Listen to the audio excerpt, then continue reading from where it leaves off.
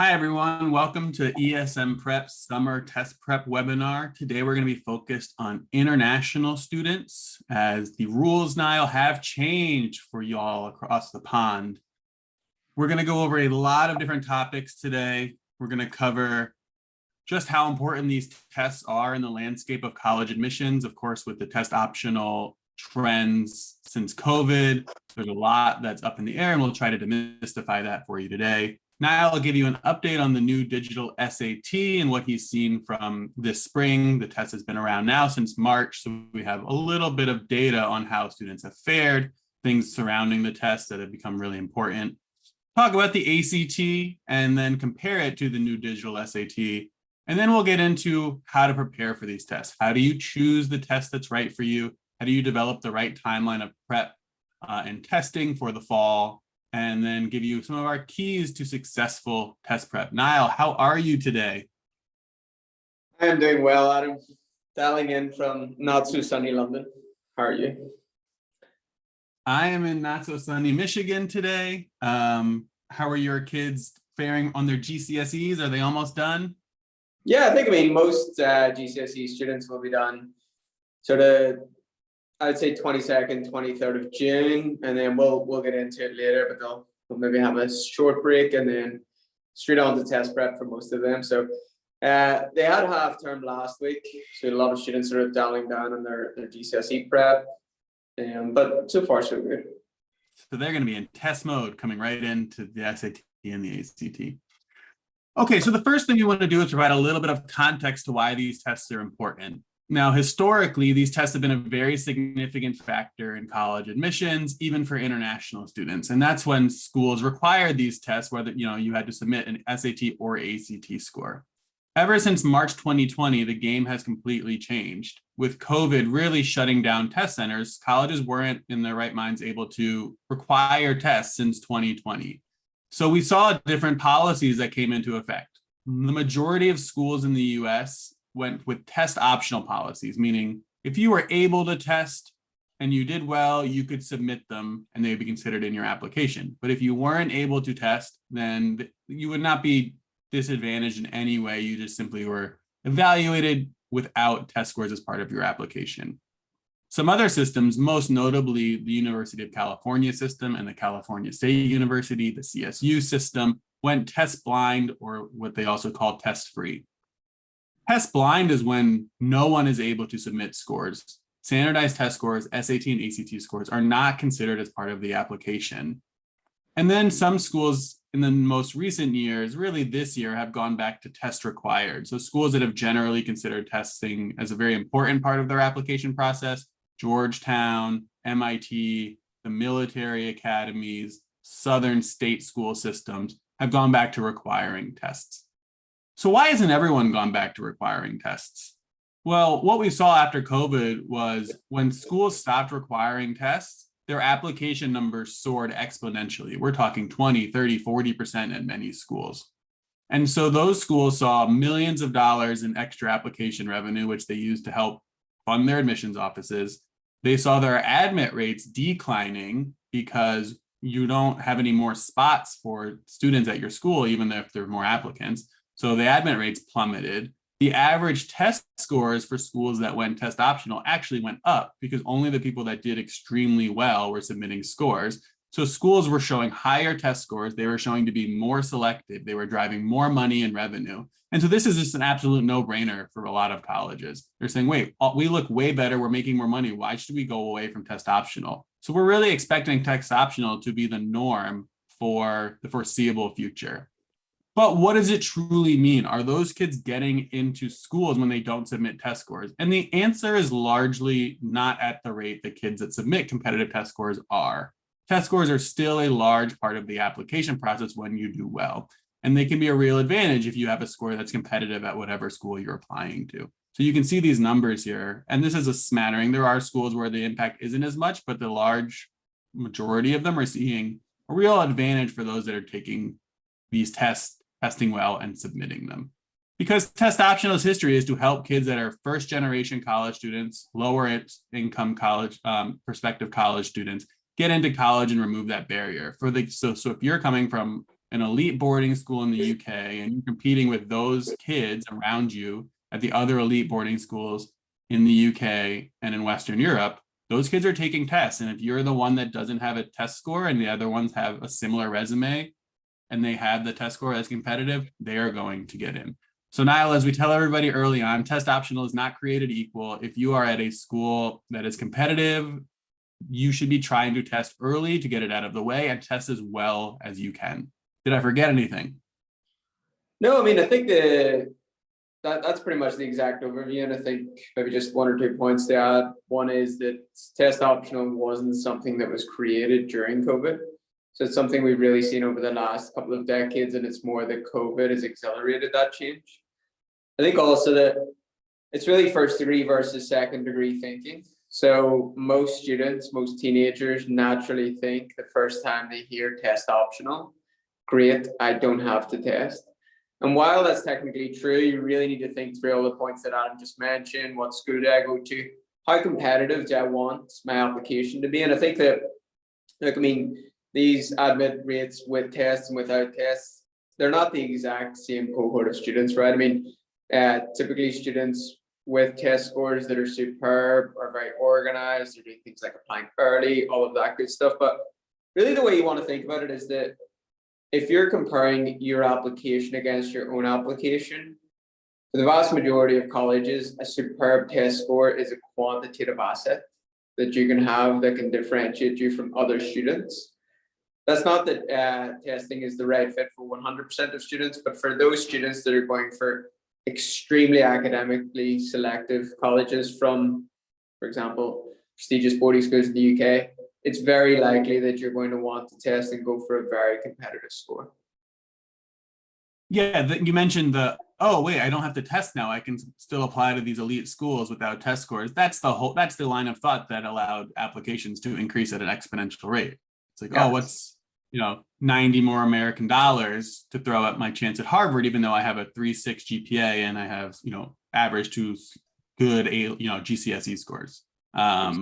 So you can always reach out to us to determine whether testing makes sense. There are legitimate reasons to not. If you are somebody that suffers from test anxiety and you are just proving incapable of getting a score that matches the rest of your stellar resume, that's a very common, or probably the most common situation we see.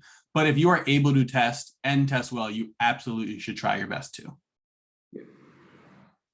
All right, Niall. So we have our first set of the digital SAT wave. We saw kids take the pilot in January, take the March test, the May test. We have kids that just took the June test this Saturday.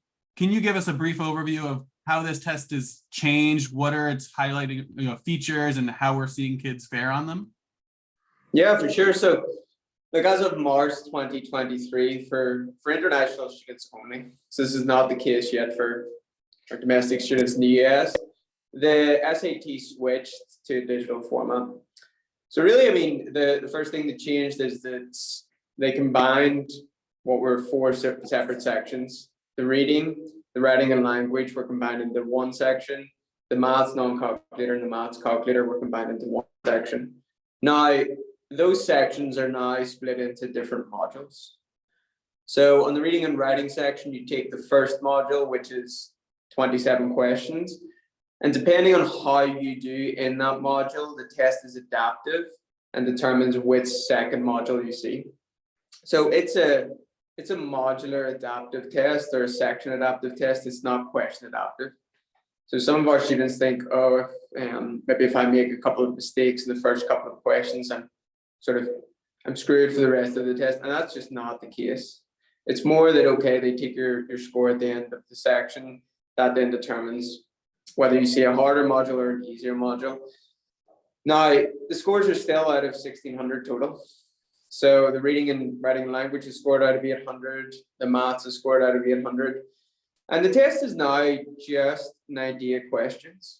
So they've reduced the test in length, and we'll get a little bit more nuance later on in the presentation, comparing the timings, the number of questions, etc.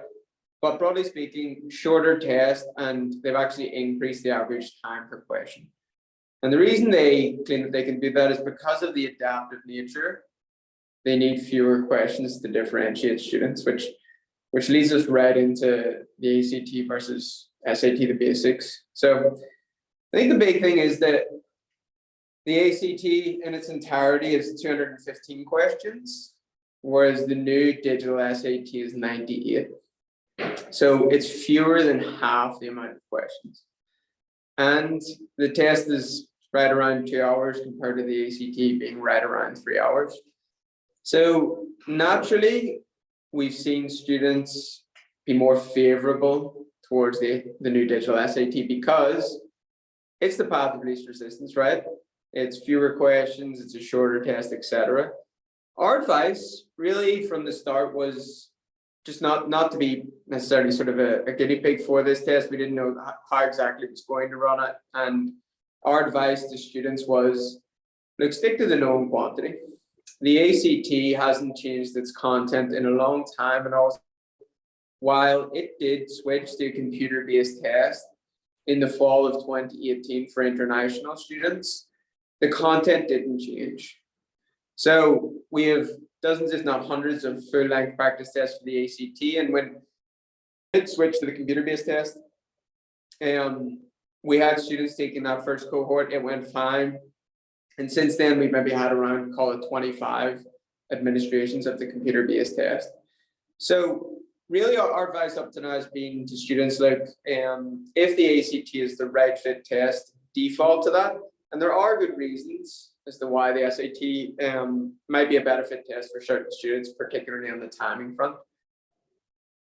I think we're going to touch a little bit more in terms of comparing the nuances of timing per question and which test is the right fit in slides later on. But that's kind of the broad overview. I think we'll also add in that the ACT is 4 sections.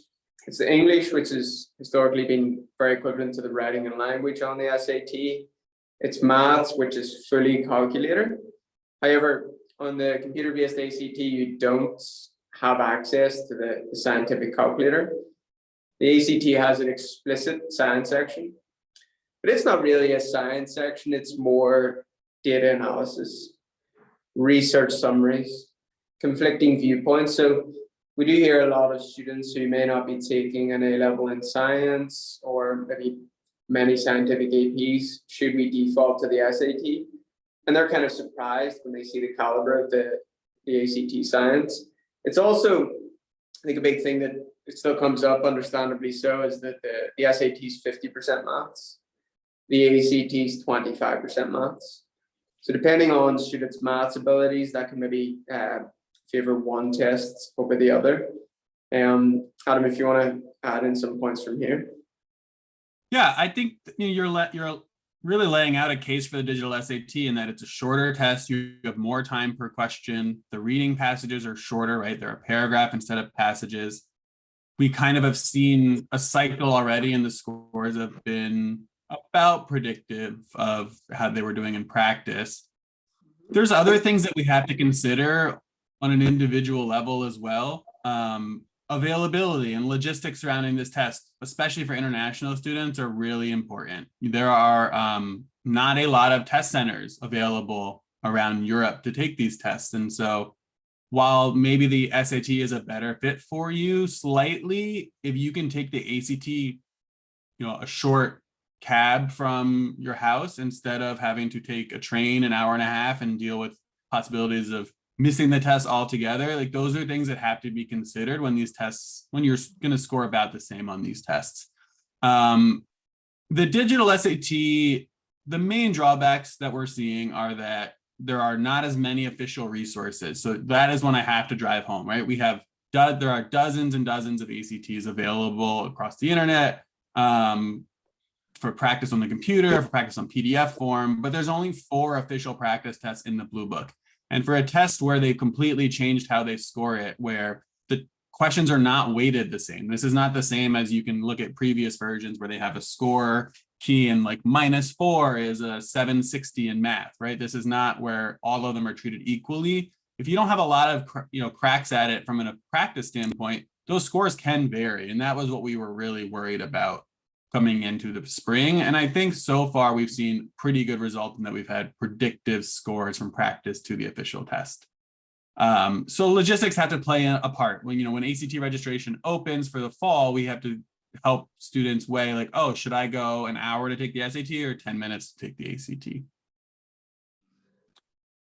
All right, so Niall, we are definitely, in this space, pretty aggressive with our timeline for students to take these tests. A lot of schools, for example, will recommend that year 12s take their tests in the spring because that's just when an average, quote unquote, student in year 12 or a junior is ready to take this test because that's when they're finishing up, the Algebra 2 or the equivalent. Ours is a bit different. It's a little bit earlier. So can you walk people through kind of our methodology behind why students should prepare this summer and take tests in the fall as to maybe preparing in the spring semester? Yeah, absolutely. So I think first thing, just clarifying that the sophomore year in the American system is the equivalent of the year that you take your GCSEs. So that's for our year 11 students. And the reason we recommend the students test right after that is once you've finished Algebra 2 or the equivalent, if you finish your maths GCSE, you're right up to the ability in terms of having covered most of the maths. Okay, there are going to be some nuances of things you haven't seen before. And that's more a reflection of, the SAT is created by the College Board, ACT by ACT, and they align a lot more with the American curriculum, unsurprisingly so. So really the gaps that we see after students finishing their GCSEs are more a case of the gaps in the curriculum as opposed to they haven't covered the maths yet. And the reason that we recommend the students to test early is that we know how busy our students are. And we'll really touch a little bit more on this later, in that we already know our students have extremely busy summers. They'll have family vacations, they'll have work experience, they'll have volunteering, they might be going college tours, all of that good stuff. And we know how busy they are. And then they get even more busier when it comes to their junior year or their first year of A-levels. They have all of their extracurriculars, they might have sports, they have a lot of commitments, they might be back at boarding school, plus the 8, 9, 10 hours of lessons. And really what we've observed over the years is that students are a little bit more time rich over the summer, in that we can come up with plans that fit in around their schedule. It doesn't need to be sessions 5, 6 times a week, every week for every student. We can figure that out, and that will be determined with the diagnostic. But really what to avoid is the brain drain, particularly with maths, in that it's very notable for students who take 2-3 months off and are not taking maths, for example, at IB higher level or a maths A level. It's sort of 2 steps forwards, 1 step backwards. It's also that it gives us that added flexibility, in that some of our students who begin their testing journey in the summer will test right through their junior year and maybe into the spring if they're maybe starting on a lower score and really want to increase that score considerably. That could take 2, 3, 4 tests. So it gives you the optionality. I also think maybe many of our students would disagree with me on this, but it can be more enjoyable. I think that it gives us a little bit more room to ease into test prep, to think about it with really a long timeline. And look, our aim is always to test as few times as possible. But you really want to have those options to test and not need them, than to need to test and not have those options. So, it's probably just generally good advice is to be proactive and start earlier. And I think maybe the last thing I would add there is that we have noticed a bit of a shift over the years, in that a lot of students, particularly in the British system, aren't really thinking about university until their junior year. And that's not necessarily anyone's fault. I think it's more a reflection of the UK process being arguably a lot more straightforward, and sort of you can follow the steps, whereas the US process is a lot more involved, and there's a lot of other things you'll be spending your time on that aren't testing. So we kind of view that our job is to know when to put pressure in certain regards on some things, but also when to take pressure off your shoulders. I'm not sure if you have anything you would want to add on there, Adam. No, I think as a company that does test prep in addition to academic prep and college counseling, we're just acutely aware, one, of what gets you into college, and two, how busy juniors and year 12s are with the most important year of grades, A levels at the end of the year. So you're right, like this is an early process that allows you to have a score early, which informs your list and reforms for some students, maybe even informs if they want to go to the school in the US or not. So getting clarity earlier in that and saying, wait, I did get my 1400, where does that leave me with the schools that I'm interested in the US, can really help inform how much work you have ahead of you. And the earlier you know that, the better. It also frees you up the earlier you finish testing to focus on your junior year, your year 12 grades, to not have this overlap with your A levels. So that workload and spreading it out, as you kind of see in the graph there, is very beneficial. And what we really want to avoid for our rising juniors here is having these tests linger and overlap with A levels and with the summer before their senior year, because that's when like applications are due. That's when the stakes of this all become very real. When you say, wait, I've fallen in love with MIT, but I need a 1540 to get there. And and having it like only a finite more amount of chances, in the fall of your senior year to get there is stressful. And in our experience, some kids aren't able to handle that stress and perform at their best. So there's a lot of reasons that you laid out. Getting it starting earlier, like you said, allows you to have higher score improvement and increase your chances of finishing earlier.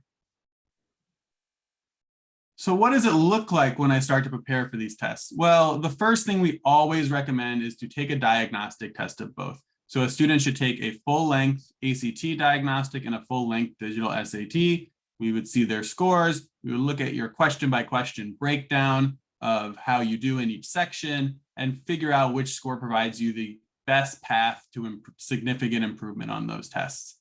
After that, after choosing the test, one, you should register, right? That's something we can't stress enough, Niall. If you are somebody who is thinking about fall tests, especially the SAT, those dates are already open. You can already register for those dates, and getting a spot now is really important to make it convenient. If you wait too long, there's a chance that you might not even be able to test in London if you live in London, in a major city if you wait too long. So in some scenarios, if we know a student really wants to test in the fall, we'll even recommend that they sign up before a diagnostic just to reserve a spot. And if you waste $60 because you end up taking the ACT and that's the worst case scenario. It's just that, okay, I'm prioritizing convenience. After you choose a test, the next thing you do is install the basics. So the basic strategies change on each test. So for the ACT, you're learning how to approach the English section, how to take the math section in a way that's not the same as school, where you can actually use strategies that your math teachers at school would, really dock you points for, in the interest of saving time on the ACT. The reading strategy, how to approach the really annoying science section. On the SAT, it's similar, but we're also teaching you how to master Desmos, which is a complete game changer and saves students a lot of time and effort instead of doing things out by hand.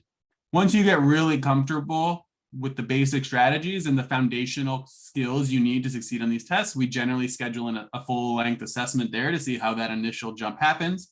And then after that, you're trying to reach that score threshold, trying to find little pockets where you can improve, where your decision-making can improve, where your timing can improve, and to really focus into phase 3 on how can I set myself up to perform the best when it counts? How can I practice making the decisions that I need to make on test day to ensure a high score? How do I avoid small mistakes when the stress is on? How do I increase my stamina to take a 2-hour or 3-hour test so that I'm ready to go on test day?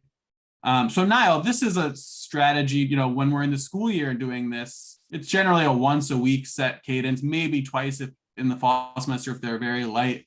But summer really leads us to have a lot of optionality. So can you kind of explain how those phases kind of walk through in a summer where you might want to do a few weeks intensive with 3 or 4 weeks and then take off for 2 weeks for vacation? Yeah, absolutely. So I think, as Adam said, we start with the ACT diagnostic and then move on to the SAT. And sort of the reason we do that is the first step is figuring out the right fit test, but also because the ACT is much more time pressured, that can be a great indicator as to whether the ACT is or isn't the right fit test. And that really manifests itself in the reading section on the ACT with 4 passages, 40 questions in just 35 minutes. That can really be an indicator to eliminate the ACT. And I think particularly internationally, the SAT has a much bigger brand name. So you have a lot of students that sort of gravitate towards that. Potentially one of their siblings or one of their aunts or uncles or their parents took that a while ago. And like, it doesn't make a difference which test you take. It's more how competitive can you get your score in terms of that test. With regards to using summer, we have a lot of experience with navigating around students' already busy schedules. So we'll know how busy your summer is and how we can best manage that. And like, while I would say this sort of median student, we aim for between once to twice per week, every week over the summer, that's not created equal across the summer. Because we know for some weeks they might be doing an intense work experience in, I don't know, maybe something in finance where they just won't have the time that week. And that's fine. We can come up with a bespoke plan around that. And really our philosophy is generally that consistency beats intensity. So as opposed to taking most of the summer off, and every summer sort of Adam's inbox and my inbox gets particularly full, I would say around mid-August. For all those students who were well-intentioned, but they then didn't follow up, and they're now getting back and they're getting adjusted to the time zone, and they realize, okay, we registered for the August 26th test and we did nothing. Let's try and cram that into 10 days. And look, while that is going to help, there are a lot of things like your stamina that's really built up over time, and you really want the solid foundations. So we often, for example, will schedule a regular call across the summer with a student, and we'll say to the student, look, we know this is going to change. There's no way we're going to meet at the same time every week. And it's also, some of our mentors might not be available a certain week, and we can have other mentors sort of fill in. So we spend a lot of time really after GCSE, students really take, call it 7 days off, completely off from anything academic, then take an ACT diagnostic, SAT as well, but the ACT is a really good benchmark to start with. Then we have a conversation and we sit down with the student, figure out their entire summer, figure out the testing cadence, where they're currently at. And this is where we really don't have a cookie cutter approach. If a student's starting on a 25 ACT and getting to a 34, or aiming to get to a 34, like some students never get there, but that's a huge increase that takes many months, maybe 6 months, 9 months. It's also that every student who scores a 25 on the ACT, it can be created differently. So they may struggle particularly with grammar. They may have never really excelled at matrices, trigonometry, etc., but their reading and science was very strong. Well, that's a good indicator in terms of their stamina, in terms of they can finish the test, and we can really help on the grammar and the math side of things. And that's quite different, right, to a student who scored extremely well across all 4 sections, but was only able to finish 25 questions out of 40 on the reading. So this is where we like to sort of geek out on the nuance of it and really figure out, okay, what's the right plan for you? What's the right mentor who can complement where you're at and bring you to the next level? Then it's just beginning. It's kind of like climbing a mountain. You just need to take a couple of steps and start.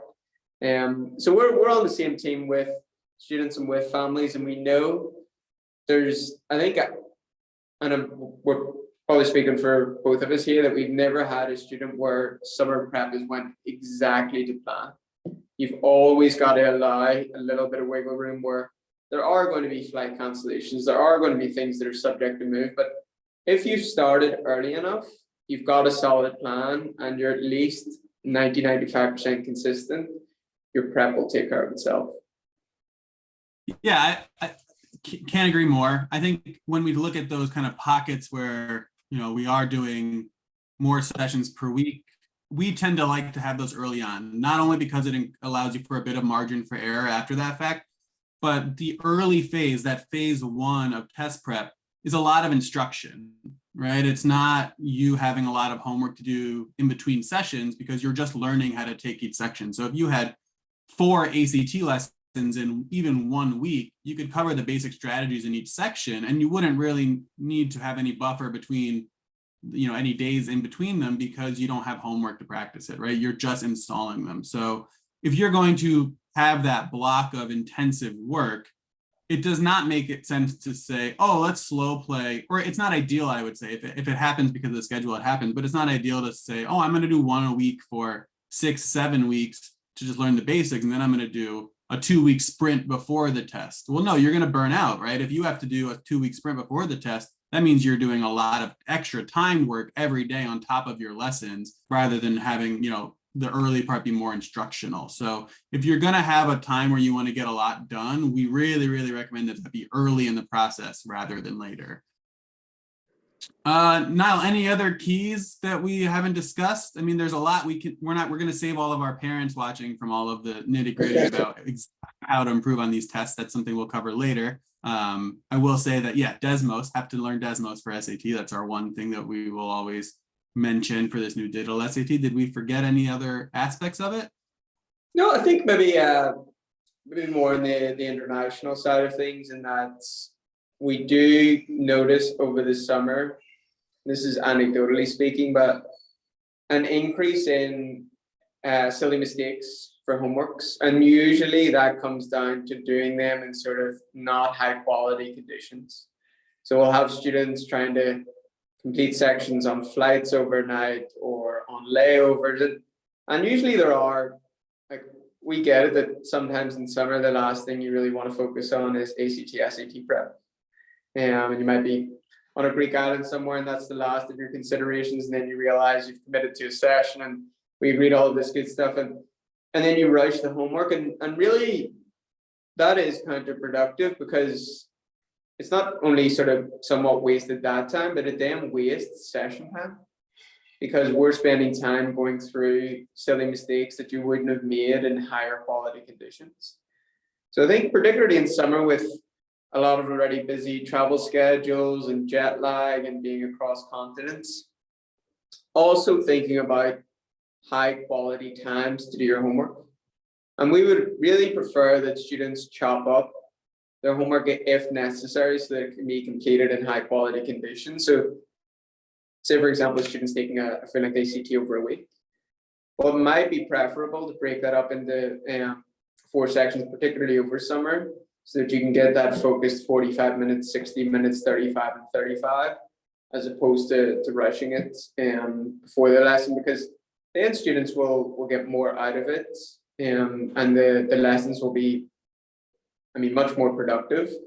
And then they won't feel as kind of, often they say, oh, I wouldn't have made that mistake if, and sometimes maybe in a drastic scenario, less is more, and I would much rather students do high quality homework, even if they can only do 2 or 3 sections instead of 4, as opposed to rushing it just for the sake of completing it, because we're all aiming to capture as many points as possible, and if you can't fit it all in, we get it, and hopefully the arc of time with starting early and being proactive will take care of the results.